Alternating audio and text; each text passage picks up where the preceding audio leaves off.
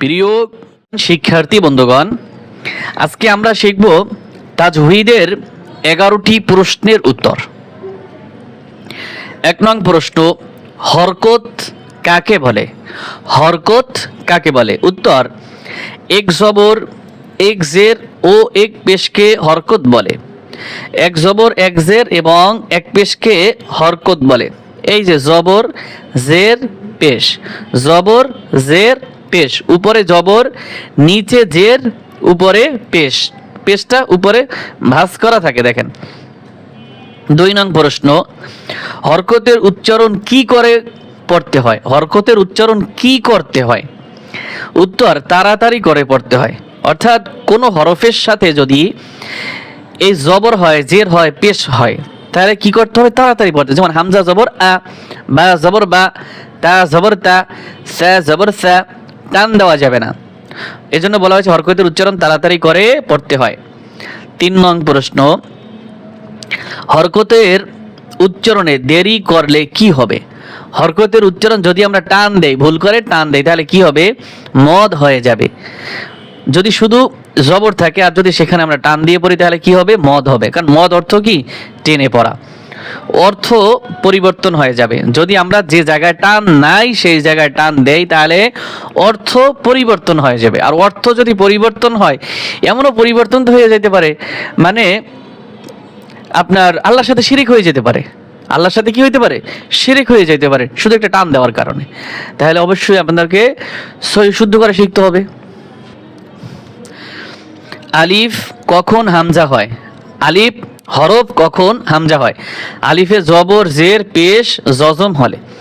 আলিফের সাথে যে এই যে আলিফ আছে না, আলিফ প্রথম হরফটা, ওই আলিফের সাথে যখন জবর অথবা জের অথবা পেশ থাকে, তখন কি হয়? হামজা হয়। জবর, জের, পেশ। এরপরে জজম যখন থাকবে, তখনও কি হবে? হামজা হবে। এরপরে জবরের উচ্চারণ বাংলা কিসের মতো হয়? জবরের উচ্চারণ বাংলাতে কিসের মতো হয়? উত্তর, আকার, স্বরে আকার, স্বরে আকার, আকারের মতো হয়। জবরের উচ্চারণ আকারের মতো হয়। যেমন বা জবর বা, বয় আকারে বা, এরকমের। জেরের উচ্চারণ বাংলা কিসের মতো হয়? জেরের উচ্চারণ হয় রশ্মির মতো, রশ্মিকার, রশ্মিকারের মতো হয়। জেরের উচ্চারণ কি হয়? রশ্মিকারের মতো হয়। যেমন বা জের বি, আর বাংলায় বয় রশ্মিকারে বি, তাহলে কিসের মতো হয়েছে? রশ্মিকার। 7 নম্বর প্রশ্ন, পেশের উচ্চারণ বাংলা কিসের মতো হয়? পেশের উচ্চারণ হচ্ছে রস্যুকারের মতো। যেমন বা পেশ বু, বা পেশ বু, এদের শেষে কি হয়? রস্যু। বা পেশ বু, রস্যু, রস্যুকারের মতো হয়। 8 নম্বর প্রশ্ন, জবর উচ্চারণ করার নিয়মাবলী কি? জবর উচ্চারণ করার নিয়মাবলী কি? জবরের উচ্চারণ করার সময় মুখ ফাঁকা রেখে হা করে উচ্চারণ করতে হবে। জবরের উচ্চারণ করার সময় মুখ হা করা থাকবে। যেমন বা জবর বা, বা, তা, সা, তা মুখ কি করা থাকবে? হা করা থাকবে। জেরের উচ্চারণ করার নিয়মাবলী কি?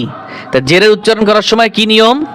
জেরের উচ্চারণ করার সময় নিচের দিকে হালকা চাপ দিয়ে, নিচের দিকে হালকা চাপ দিয়ে হালকা শক্ত করে উচ্চারণ করতে হবে। যেমন বাজের বি, তাজের তি, সাজের সি, নিচের দিকে চাপ পড়ে। 10 নম্বর প্রশ্ন, পেশের উচ্চারণ করার নিয়মাবলী কি?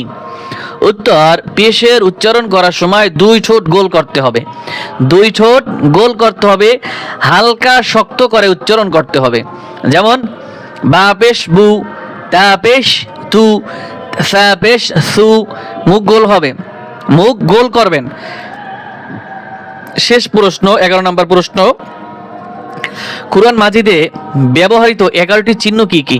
কুরআন মাজিদে এই যে বাংলায় যেমন আকার, রস্যিকার, দীর্ঘকার, রস্যকার, রিকার, এই যে আছে না, তাই কুরআন মাজিদেও এই যে হরফের সাথে কয়টি চিহ্ন আছে? 11টি চিহ্ন আছে। মোট কয়টি চিহ্ন? 11টি। দেখেন দেখেন হয় কিনা? 1 2 3 4 5 6 7 8 9 10 11, এই যে এখানে একটা বেশি আছে, ঠিক আছে, এটা বেশি আছে, 11টা 12টা হয় 11টা।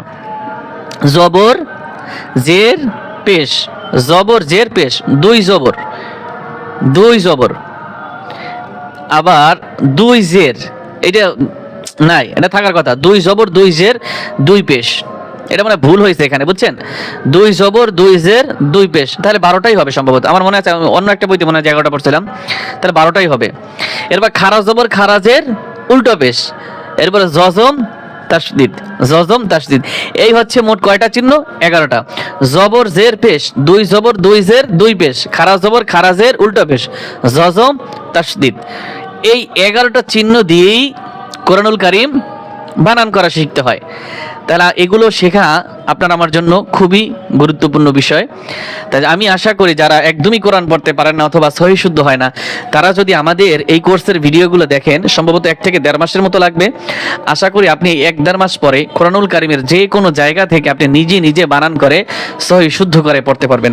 তাহলে আজকে আমাদের এখানেই পর্ব শেষ করব। আসসালামু আলাইকুম ওয়া রাহমাতুল্লাহি ওয়া বারাকাতুহু।